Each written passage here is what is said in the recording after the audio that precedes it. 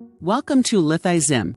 Today's video is hosted by Sage Wagner, a highly skilled geologist and geophysicist who will guide you through the exciting world of geoscience.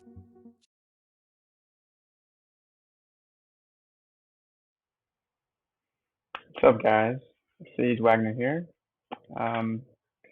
Today is we're featuring electric current methods in our Journey Through Geophysics series.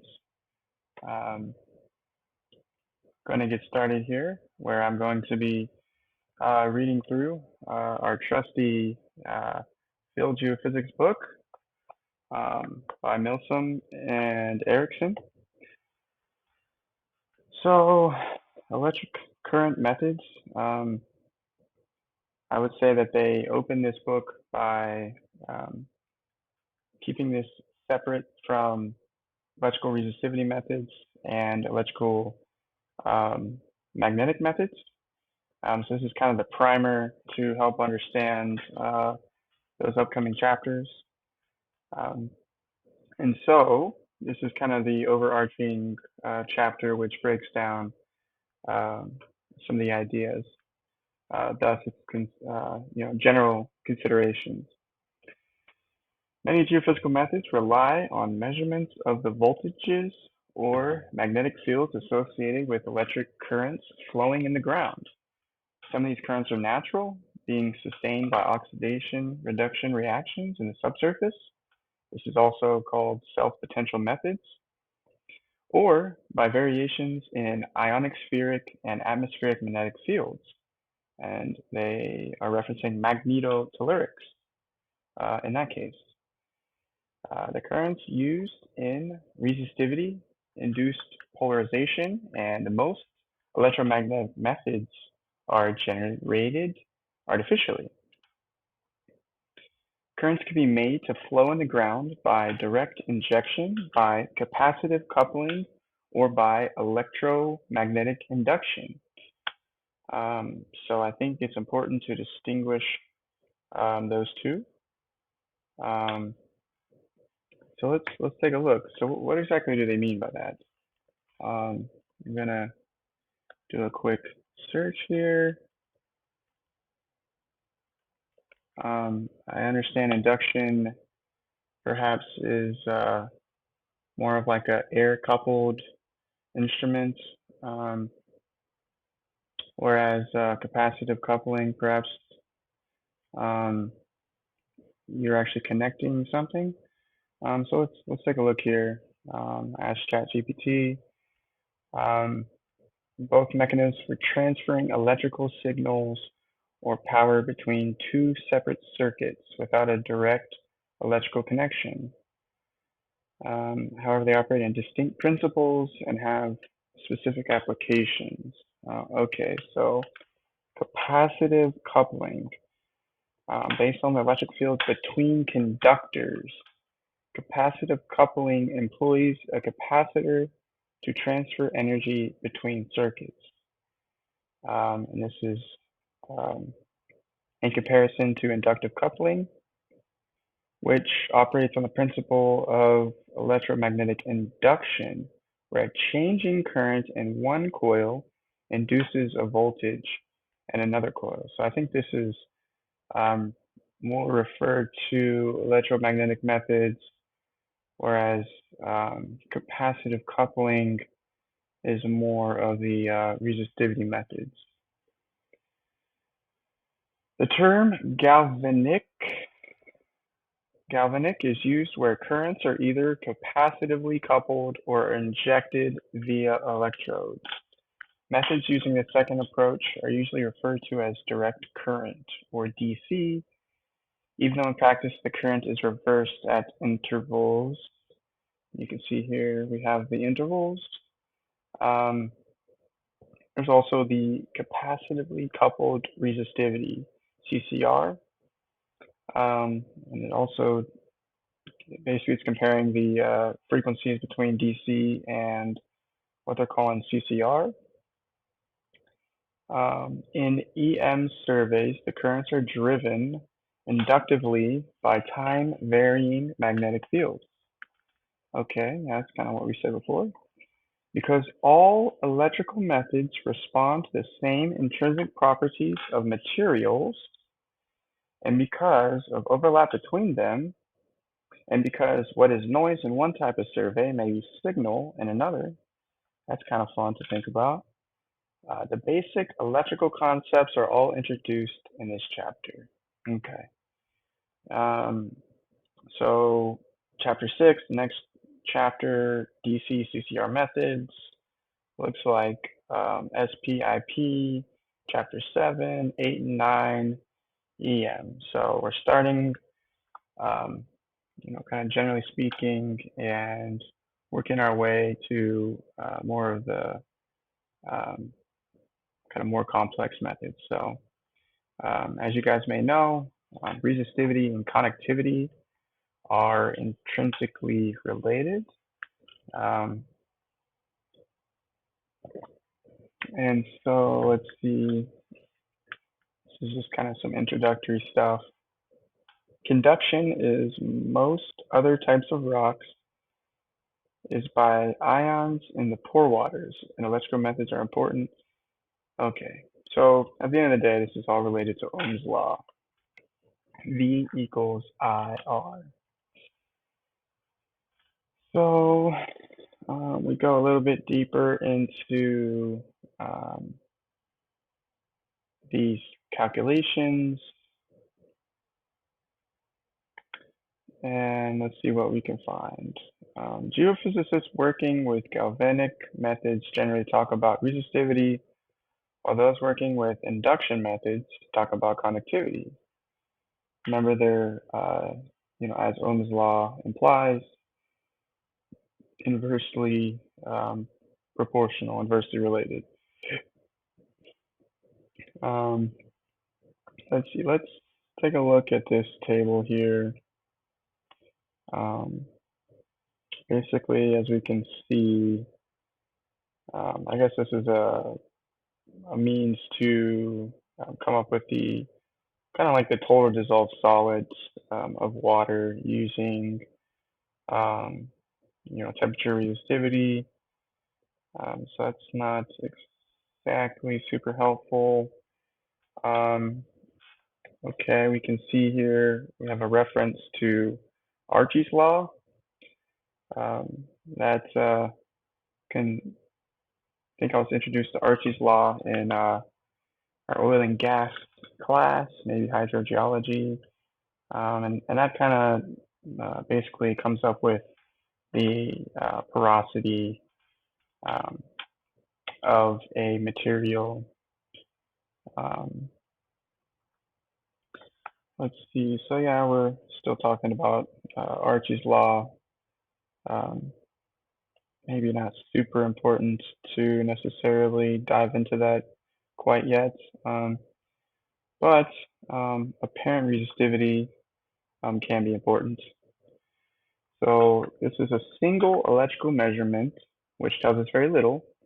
The most that can be extracted from it is the resistivity of a completely homogeneous ground, also described as a homogeneous half space. I think that's important. I've heard my mentors talk about homogeneous half space. So in other words, we're able to get a resistivity measurement, and I think the apparent implies that it's just a direct measurement, and it is not a value for which was inverted in the sense of like electrical resistivity tomography. Okay, so it says electromagnetic methods are being used to detect very good conductors. So in our near surface geophysics, steel drums. So we're able to pick up steel drums quite well. Because locating the target is more important than determining its precise electrical properties. So, that's important. We're just using EM methods to find buried debris rather than just the actual electrical properties. Let's see, overburden effects. This is interesting. Buildups of salts in the soil produce high conductivities in near-surface layers in many arid tropical areas. Conductive overburdens will effectively short-circuit any currents produced by sources situated at or above the ground surface, and therefore pose problems for all the electrical methods. Continuous wave electromagnetic methods are the most severely affected. Okay. Highly resistivity surface layers are obstacles in surveys using electrodes, but may actually be advantageous in EM surveys because attenuation is reduced and the depth of investigation is increased. Capacitive coupling can also be used, provided that the very resistive layer is less than about a meter thick. Okay, this is interesting. I recently did a survey along a salt flat area, and they were looking for us to image these sloughs, so like these, drainage, basically these drainage like areas that were later filled in with the salt. And even though the salt is highly resistive, we were able to use electrical resistivity tomography to image the areas which were washed out by basically by water. So we didn't think, we kind of expected it not to work, and it actually ended up working. So, theory is one thing, but it's always beautiful to test to see if you can come up with some reasonable data that makes sense. Okay, anisotropy. Let's see. Let's see if we can find anything interesting here. We're geoscientists, so we're familiar with anisotropy. Basically meaning that the Earth is not isotropic, meaning that there is some variety within it. And I think they just kind of go into explain that most geologic conditions compared to electrical studies in a laboratory environment. So most of geology is heterogeneous and anisotropic. Okay, so now we're getting into another section, varying currents. Varying electrical currents circulating in transmitter circuits can generate subsurface currents without actual physical contact, using either inductive or capacitive coupling. Such methods, essential in airborne work, can also be useful on the ground. So that's, to say that electromagnetic methods, EM31, EM profiler, we can actually carry those, and we don't have to actually couple them to the ground in order to receive signal. And this is called induction. Kind of interesting history here. It says in the late 1800s, Ampere discovered a circular magnetic field existed around a current passing through a wire. A little later, Faraday realized that conversely, a changing magnetic field could induce current in a wire loop. Of course, our friend Maxwell combined all these, and ultimately that's what us geoscientists, geophysicists use to base our interpretations of our ER and EM data. And it says here, we're basically visualizing Ampere's and Faraday's laws at work in the subsurface. So that's kind of cool. Tipping the hat to some of the greatest physicists. Okay, and a changing magnetic field, a voltage, also known as electromotive force or EMF, is induced at right angles to the direction of the change. So this is a reference to the right-hand rule that we learned in physics. And once again, geology is fairly complex, and therefore we have these things known as eddy currents. And so we try our best to simplify the models. Let's see here. As a result, a tightly wound coil strongly resists current change and is said to have high impedance and a large self-inductance. Okay. Let's see. Let's take a look here. Let's figure out what that means. I'm gonna ask ChatGPT here. It's been a while since I've had physics class, so I'm gonna use my resources to kind of figure this out together. Okay, so a tightly wound coil. I think I've seen this in relation to electromagnetic line locating. Okay, so it's closely packed together, strongly resists current, inductive reactance. When alternating current flows through a coil, it produces a magnetic field. The coil, in turn, resists change to this field, thereby opposing the flow of current. The opposition to AC current is known as inductive reactance.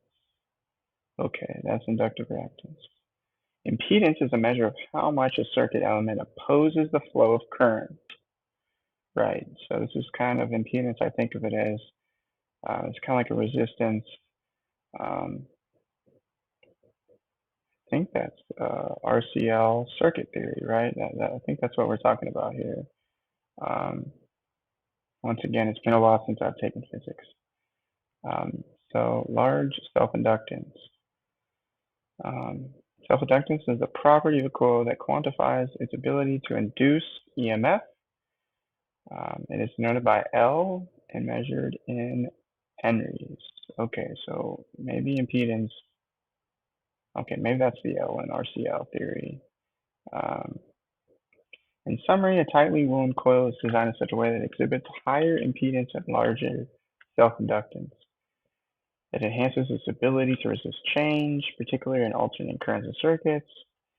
These characteristics can be crucial in applications where you require control over signal frequencies, energy storage, or the mitigation of transients, such as in your field or near surface geophysics for civil engineering applications. Okay, so thank you. That helps a little bit. So now we're talking about permeability and permittivity.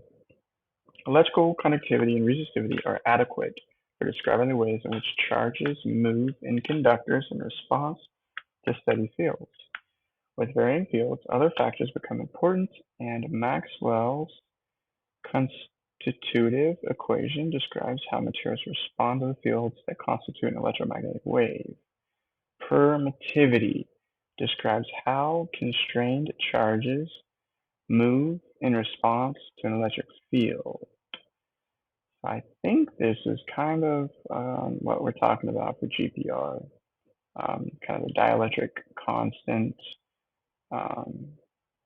It's similar to permittivity. Magnetic permeability describes how atomic and molecular magnetic moments respond to a magnetic field. So we got, okay, here we go. Permittivity is most important in radar, where the relative values are known as the dielectric constants. Okay. So I think that's kind of the money right here, that this is what we need to understand, is that permittivity is used. So soils are going to have, say, a permittivity of 9 to 10, concrete maybe 5 to 6. And moving on, we have phase. The behavior of alternating fields in a subsurface is fundamental to much of EM surveying. These fields can be described using sine and cosine functions. If in figure 5.3, okay, let's see, here we go. Okay. Generation of sinusoidal waves by an anti-clockwise rotating arm. So I believe this is how our EM profiler works. We have these kind of rotating coils, and so when it's in phase, we're going to see one thing happening, whereas when it's out of phase, we're going to see another thing happening. So I think this kind of looks like it's out of phase. One's decreasing, one's increasing, whereas here they seem to be both decreasing, out of phase, in phase. Okay, out of phase. All right. Let's see. Is there anything else that we can talk about? It's a little heavy. Some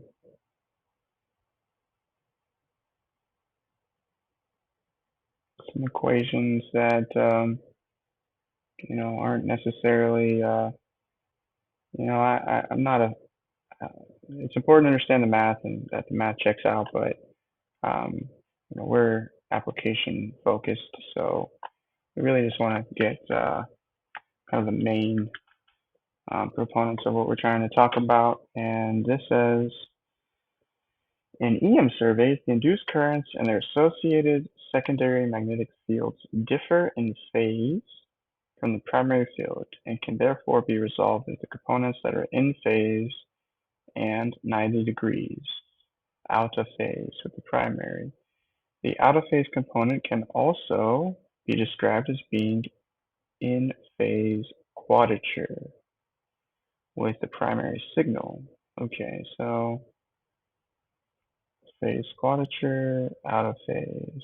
Okay, the fact that the two components can be represented by vectors drawn at right angles allows them to be described in terms of the mathematics of complex numbers, which uses the imaginary square root. Okay, so then getting a little heavy there. Yet another reason for reading the handbook. Yeah, always read the instrument handbooks. Okay, so the in phase and quadrature components are then described as being respectively real and imaginary. I'm not sure what that means, but I just understand that in phase used for kind of like magnetic susceptibility, quadrature, more of the connectivity. Okay, let's move on. Transients. As an alternative to sinusoidal signals, currents circulating in transmitter coils or wires can be terminated abruptly. Transient electromagnetic methods, TEM, are effectively multi-frequency because a square wave contains elements of all the odd harmonics of the fundamental up to theoretically infinite frequency. Okay, so let's see here. Okay, this I guess is kind of the box, a square wave as they call it.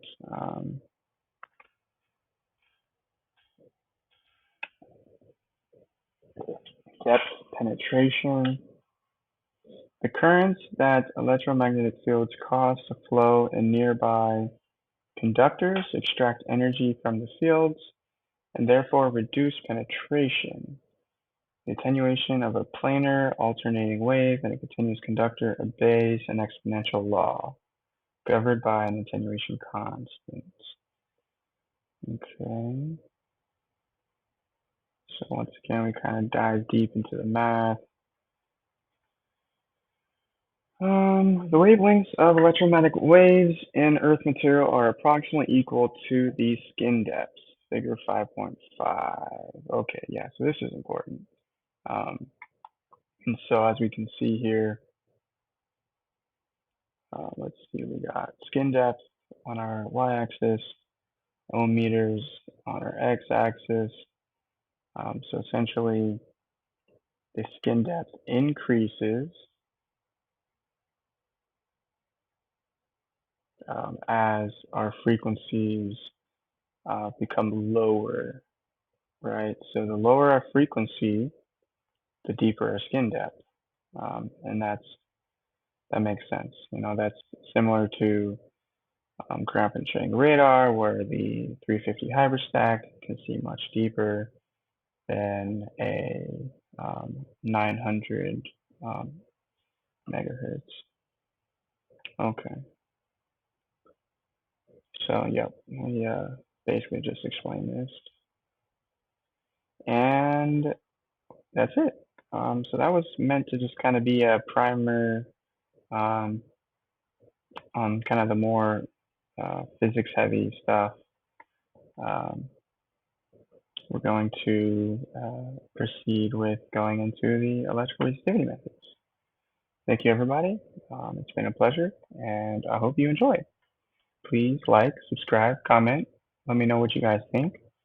Happy to help, happy to go on this journey with you guys, journey through geophysics. Thank you for watching. We at Lithi-Zim appreciate your support. It is with great pleasure that we get to bring you these videos about geology, geophysics, GIS, and computer science. Until next time.